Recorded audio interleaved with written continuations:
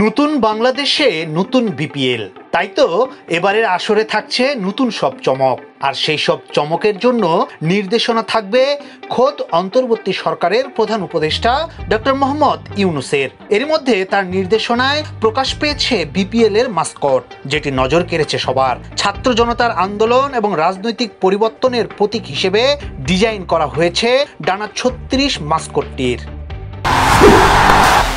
এবারের আসরের আরেক চমক, প্রথমবারের মতো বিপিএল এ দল কিনেছেন ঢালিউড কিং শাকিব খান। তার দল ঢাকা ক্যাপিটালসে দেখা যাবে মুস্তাফিজ, শায়েম আয়ুবদের মতো তারকাদের। এছাড়া দীর্ঘদিন পর বিপিএল এ ফিরছে দুর্বার রাজশাহী এবং চট্টগ্রাম কিংস। এছাড়া পুরনো ৪ দল সহ মোট ৬০টি দল ৩০ ডিসেম্বর থেকে লড়বে শিরোপার জন্য। তবে তার আগে বিপিএলকে বিশ্বব্যাপী ছড়িয়ে দেওয়ার উদ্যোগ নিয়েছেন প্রধান উপদেষ্টা।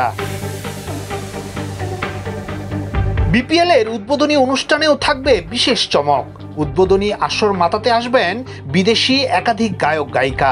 নাচ গান আর সুরের ছন্দে হারিয়ে যাবেন দর্শক। সেই সঙ্গে পুরনো জৌলুস ফিরিয়ে আনতে এবং কার্যকরী টুর্নামেন্ট হিসেবে বিশ্ব দরবারে বিপিএলকে তুলে ধরতে আনা হচ্ছে অত্যাধুনিক সব প্রযুক্তি।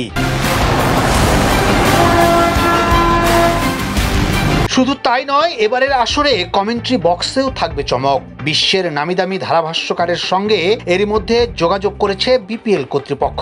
গুঞ্জন আছে এবারের বিপিএল এ আসতে পারেন ভারতের জনপ্রিয় ক্রিকেট ধারাভাষ্যকার হর্ষা ভোগলে। এছাড়াও এবারের আসরে দেশি বিদেশি মোট ১২ জন আম্পায়ার এবং ৪ জন ম্যাচ রেফারি থাকবেন ম্যাচ পরিচালনার দায়িত্বে।